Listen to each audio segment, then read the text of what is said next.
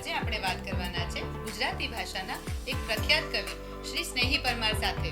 જાણીએ એની સાહિત્યની સફર આજના એપિસોડમાં.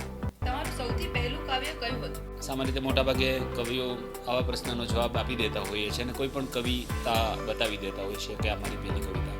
પણ હું તમને વાસ્તવિક વાત કરું કે જે ખરેખર મને આમ કે ને હૃદયપૂર્વક જાણવું છે કે કવિતાઓ કે ગઝલો એ જ લખી શકે જેને પ્રેમ કર્યો હોય.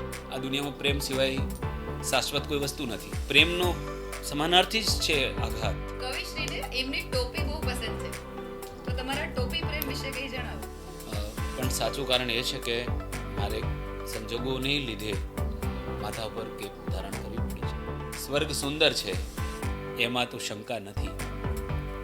સ્વર્ગ સુંદર છે એમાં તો શંકા નથી. તે છતાં તારી આંખોથી તુલના નથી.